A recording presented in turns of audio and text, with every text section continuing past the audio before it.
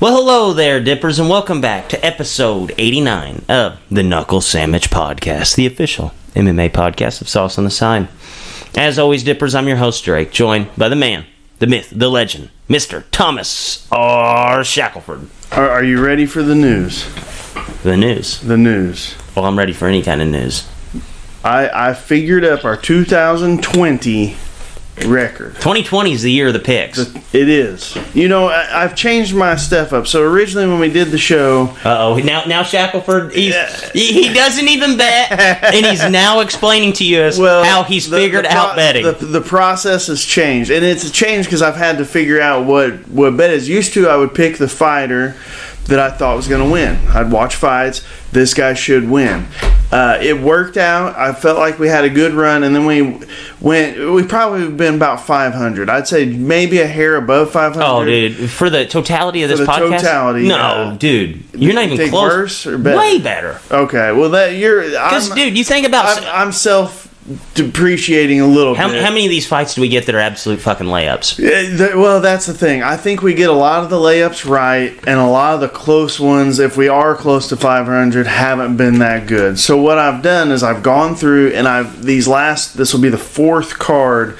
I've been a smarter gambler with your money, to where I'm not picking the fights. It's about time you're starting to worry about my risk. Well, I mean, I feel like you've probably won more money than you've lost at this point.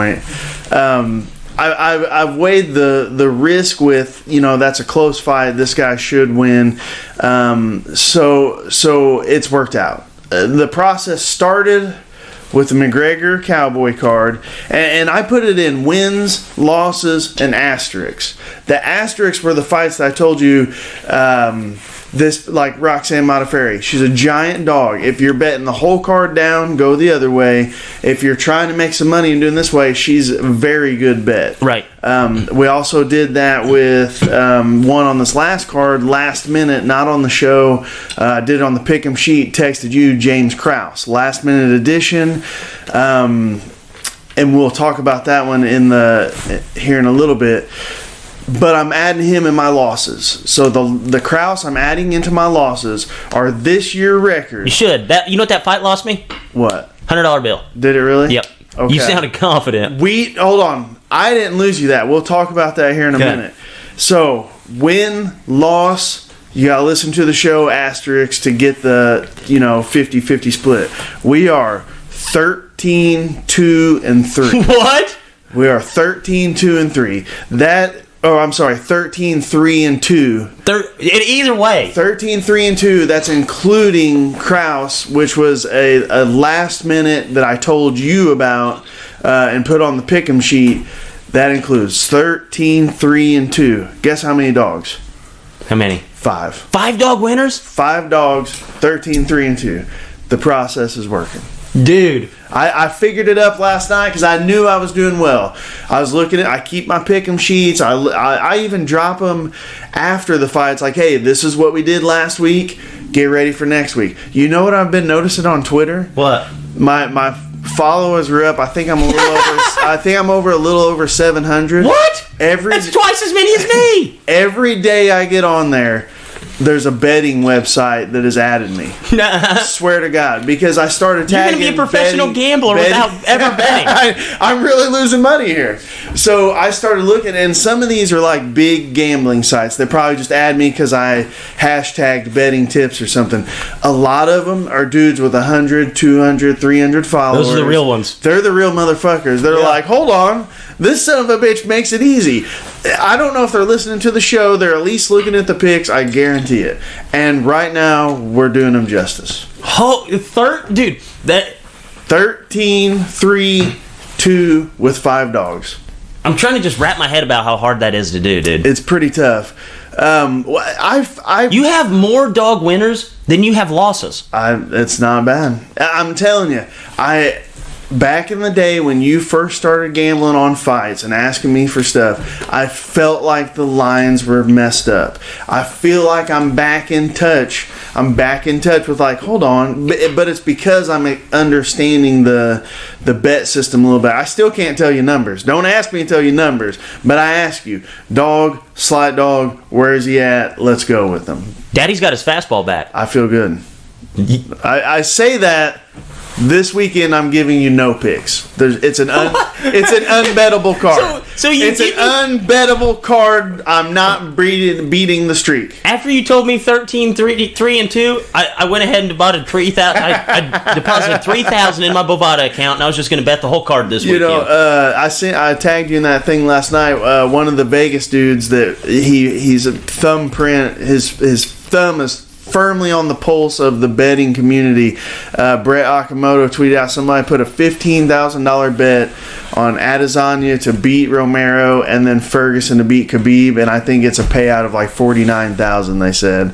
Oh my goodness. I don't hate that bet. I don't hate it either. I think that guy's on something. What was the first fight? It was Adesanya beating Romero. Wow. Which, in Romero's last fight, you remember he looked a little chinny. You got to think Adesanya tags him a few times. And I've been watching a lot of Ferguson and Khabib. I've got some thoughts how that fight's going to go. That's going to be a tough one to call. El Kakui's going to win. Man, the more and more I watch, the more I lean towards him. I agree. So, we have to discuss UFC 247. UFC Fight Night 167. I think everybody's going to be okay that the intro was a little delayed. But 6 minutes into this show, Leighton, producer, you know what to do.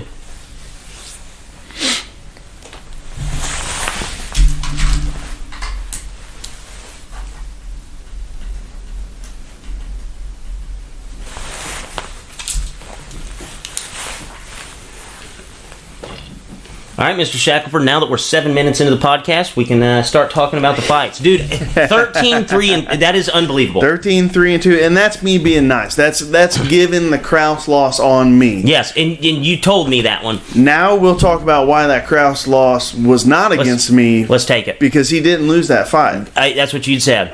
It was a split decision. Mm-hmm. One judge gave it to him, one judge gave it to Giles. Split cards, 2-1, 2-1 both ways. The judge that decided it gave it a 30-27 for Giles. Now, in order to get that means he would have... It may not have been 30-27, maybe messed up, but one of the rounds, he gave Giles the first round. What happened in the first round? Krause 1-2, takedown, has his back... 4 minutes. 4 minutes of control on the back. 4 minutes of a 5-minute round, has control of his back, had at least 3 very, very close subs. I'm going to give Giles the credit here. This is why I'm taking the loss. He did get his way out of it. He technically, jiu-jitsu-wise, got his way out of those rear naked chokes. Against Krause, that's a major feat. Krause won But that doesn't mean you're winning the fight. Krause won that round. He run round 1. He got beat up in round 2, nowhere near a 10-8 though. And then he won round 3, I felt like. He won that fight. That judge also is the same judge that gave John Jones 4-1 rounds. That is in a fight insane. that almost consensus, people have said that Reyes won 1 and 2, hands down. Hands down. A lot of people think he won 3 and then he lost 4 and 5. I've even heard breakdown from Big John McCarthy and Josh Thompson the other day that Josh Thompson had it 4-1 Reyes. I did. Here's what I had. And we'll go ahead and talk about the Jones fight since we're here. Yeah, I mean, that's other than that, there was some other wacky scorecards throughout. Lauren Murphy, Angela Lee. There was one more. I forget the guy's first prelim. The little Mexican dude. I think Mexican dude clearly won. I think the other guy's hand or arm had gotten broke, and he didn't throw many punches for the last 2 rounds. I mean, that guy clearly got ripped off too. So there was about 4 fights that guy... I think that guy was on 3 fights in this thing, and all 3 fights he was Jonathan Martinez versus Andre Ewell. Yes, yep. that was the one. Yeah. Yep. So, but really, solid card, fun card. Jones Reyes was the We got to change the scoring system. Here's my opinion. You ready? I do want to hear it. Yes. All right. Panels of 13 judges. I don't hate that. Panels of 13 judges. 3 is 2. It's too clear cut with 3. Yeah. And I think that if we got to where we did 13 scores. So you don't think we should change the rules of how they score? You think they should add judges? Because that's fine. Yeah. That's the way it's been forever. Okay. I'm completely okay with that. Okay. Because now if we go up to 13 judges, which here's my judging panel. So how many officials do they have in a night? I think they have like five officials, and then like they kind of like a couple will do a couple, and a couple others will do a couple. Okay, 3 judges. 3 of the judges are officials for the night. So the way that this will work is, if I'm the fifth guy, if I'm going to be a ref for the 5th fight of the night, I help judge the first 3. I take a break to get ready for the fight that I'm going to be officiating, and then I am going to take a break for one, and then I officiate the 5th one, and then I'm back in the judge's seat. So that way you have 3 of the judges that are actual MMA officials, and then you fill up the panelist with ex-fighters. You get 3 or 4 on the card for each one, and then you just take other officials that would be scoring the fight and you add them in there. Now with 13, you're not getting down to, hey, 2 people thought I lost that fight, because one loss on your UFC record can basically end your run. Oh, you know? A lot of people that does. A lot of people, they get a 2-fight deal and they lose one out, or even if they win one and then they lose a very, very close one, and they're like, well, we're not hot or cold on them, but we'll and you only fight 3 times a year, so that is why we need to add officials. And now you get down to, instead of going ahead and scoring it the way that you just take all the scores from the 13 cards and you add them together. That way we increase the amount of draws we have. We increase the amount of judges, which means more eyes are being laid on the fight. More eyes are officiating this fight. And ultimately, we have better outcomes. And I guarantee if you did the 13 judges, you would have way less controversy on the cards. I think so, too. Just by nature, you got 13 people, It's like a courtroom. Yes. There's 12 judges or jurors for a reason, right? Yep. But the reason why I added 13 is so you have an odd number. I get it. I like that. The biggest problem to me is how they score. So when you break down how they score, it's the first criteria is damage. That's not like, oh, I punched you and knocked you down. That's I landed more significant strikes. I got a big takedown that led to side control or mount. I took your back. Those are. It's like damage and positions. To break down the positional work, positions that I could create the most damage from. So if you get, for instance, John Jones, he's saying he won the fight because he got takedowns. He didn't get it. I don't even know if those takedowns were scored in the wrestling match. No. His butt touched, he hopped right back up. The way John McCarthy, who's one of the dudes that wrote the rules, said, that is nothing more than a positional change. That's nothing more than me pushing you into the fence. Yep. I didn't do anything. That's positional change. That's nothing more than me taking a step to my right, throwing a punch, and missing. We moved positions, but I didn't score anything. Yes. Number 2 is, I believe, is where they going into like volume, who is thrown more, and then you start working your way into who is the aggressor. Now the problem with that, I can list you several fights. One of the last ones being Jose Aldo versus Marlon Moraes. You told me Marlon Moraes won. The internet you told me you thought Aldo did enough to win. A lot of the internet said when I watched that fight, Aldo was most definitely pushing forward, but he wasn't really landing the bigger punches. It'd be he was pushing, Moraes would 1-2, 1-2, move, and then same thing.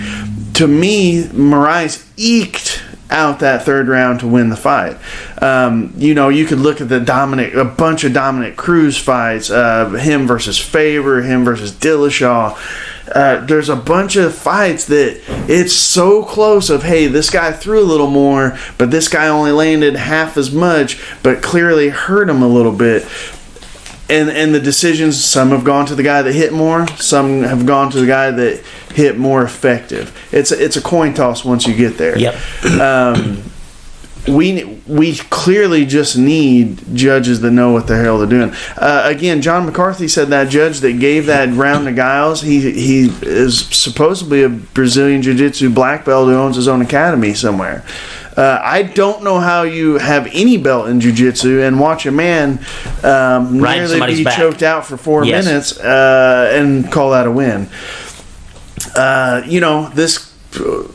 You were talking about career changing. Dominic Reyes, John Jones doesn't give immediate rematches. He didn't to DC. He didn't to Gustafson. Santos is a little different. He's had knee issues.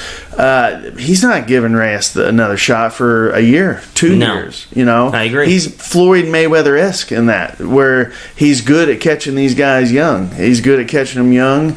And I think, I've been saying it for a long time, John Jones is more long than he is a good striker. What happened when he went up against a guy that's as tall as him?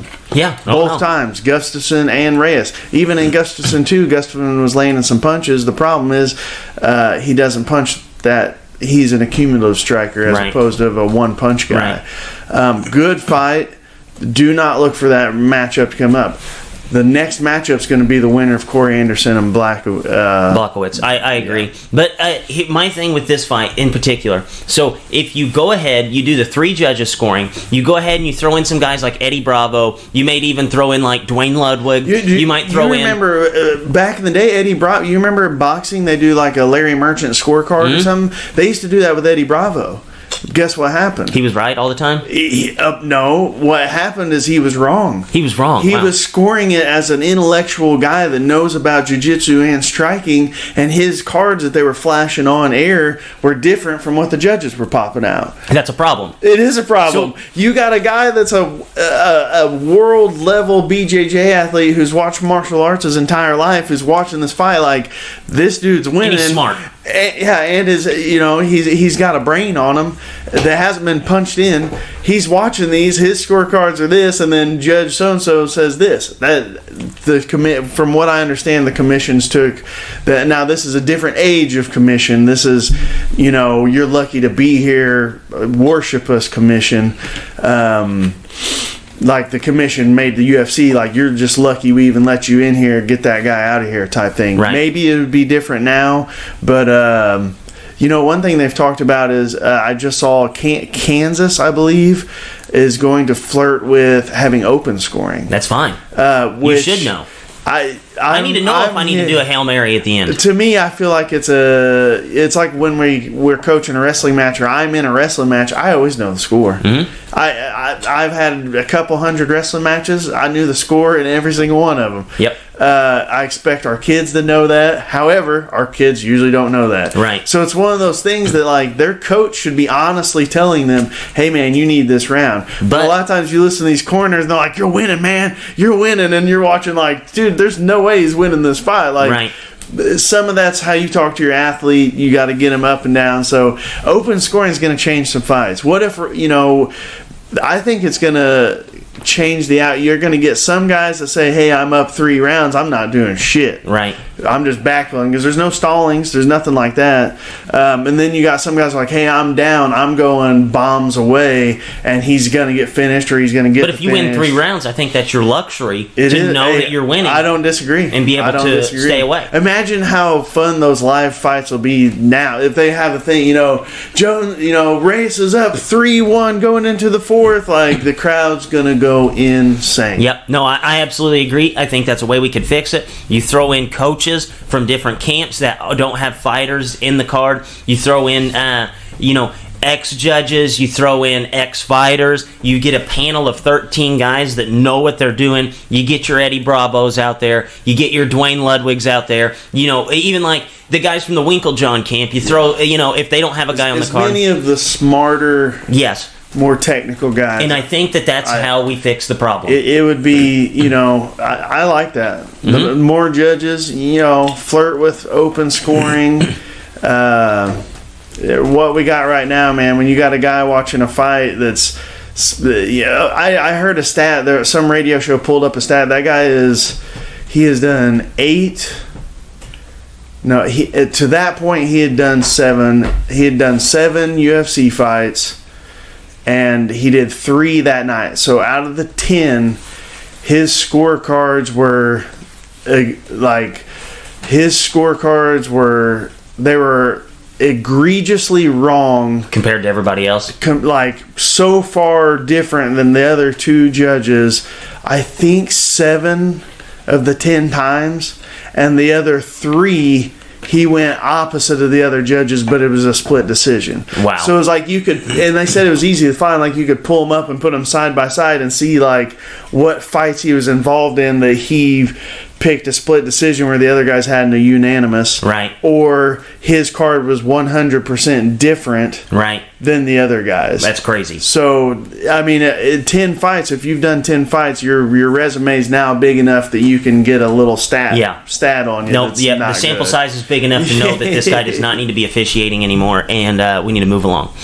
I honestly think that that's one way we could fix it, and I hope that that's something that they look at, hopefully in the near future. A couple little things on this fight. Obviously, you picked Dan Ige to win.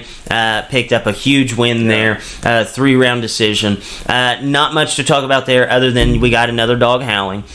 We had Derek Lewis beating Ilir Latifi. A lot of people thought that Derek Lewis didn't win that fight. I didn't feel like that decision was as egregious as... and that was one people were pointing to, like, hey, that Latifi got a bunch of takedowns, but he did nothing with him, whereas Lewis was damaging him when he was standing up. Exactly. So that fight got scored for him in the same way that Reyes lost. He was the exact opposite. So it's, same style, just the different side of the aisle wins. And that's a problem. And then... you had Juan Adams show that we can't trust him. He's out of the UFC now. He's terrible. I don't ever like to say somebody's terrible, but man, he's a guy with expectations like what they put on, and that could be the problem. Expectations could have killed him, but yes, who knows? Valentina Shevchenko absolutely dominates. Caitlin Kukajan dominate. What do you think's next for her? I mean, there's nobody that can compete with her. The next longest winning streak in that division fought on that card also. It was Lauren Murphy, who lost a semi-controversial, very close fight to Andrea Lee, and it's a 2-fight win streak. Wow. So you maybe give her. You got Weili Zhang, who could always bump up, but she's got Joanna coming up, and I'm not sure who I'm picking on that yet. I hear a lot of people calling for the trilogy fight with Amanda Nunes. It's not a trilogy. Nunes is 1-2. Yes. It would be another fight, But I don't, Amanda Nunes in her last fight, it didn't blow a lot of people's hair back, so I don't think they're calling for that anymore. And every time Valentina fights, it blows her hair back. I don't even have hair, and I'm sitting there in my hair. I look like John Stamos at the end of every one of her fights. I say maybe throw Lauren Murphy in there, see if anybody's gonna come up. If anybody's gonna come up, you just gotta let it breathe a little. Yep. All right. So UFC Fight Night 167. Obviously, we have crazy man Diego Sanchez on this card. You see who he's fighting? Michael Pereira. Michel Pereira, the backflip guy. Oh, no! Yeah! That's going to be crazy! It's hands down craziest fight I think I've ever encountered. So you're picking that one? No. That's going as my mind-blown match of the day. I don't know who's going to win that. I honestly tell you. The only one I'm picking, I'll tell you now, is going to be Corey Anderson versus Blagojevich. I'm going to go Corey Anderson. I think if either one of them improved since their last outing, it's him. And Anderson blanked him, I think, 30-27 the last time they fought. So I'm going to go Corey Anderson. No, I cannot pick Sanchez versus Ferreira. Get your popcorn ready. That's what I can. Get your popcorn ready. That's going to be a great fight. The bet's going to be don't leave the television, whether it goes 15 seconds or 15 minutes. That's going to be a great fight. Tim Means is also on this card. Yeah. John Dodson versus Nathaniel Wood. That'll be a good fight. That's a tough one. Did you see the next one down? Jim Miller, Scotty Tuhati. There you go, baby. Scott Holtzman. That one's going to be fun. That'll be a blast. Top to bottom, there's actually a lot of great fights. I like that little Mark De La Rosa guy, little bitty guy starting the night off. Macy Chiazon. That Marab... I don't know how to say that last name. Marab. Davishvili? Yeah, I think he's out of the Henzo Gracie camp. He's a guy to keep your eye on. Ray Borg's in here. Like I said, Lando Venata versus Yancy Medeiros. that's going to be a fun one. There's a lot of really good fights here. On my little pick'em sheets that I'm going to drop, I've noted the fighters kind of keep an eye on. You may not heard of them now, but keep an eye on them. And then I've got some notes of like the dudes, the old salty dogs that are going to be there that are just Salty Dogs Howling, baby. Your mind's going to be blown. Yep, so. no, I'm excited for this card. I think top to bottom, this card is better than last week. Yeah, I think the only thing is we just don't have the John Jones. We don't have the Valentino. We don't have that name there. Yeah. But there's a lot of really good fights there. Starting off with Corey Anderson there as the main event. I am actually excited for that fight. Let me pop up. Did you happen to look at the odds of that fight? I gotta think that Anderson's probably the favorite after the Johnny Walker fight. So Pereira is a favorite over Diego Sanchez. Okay. And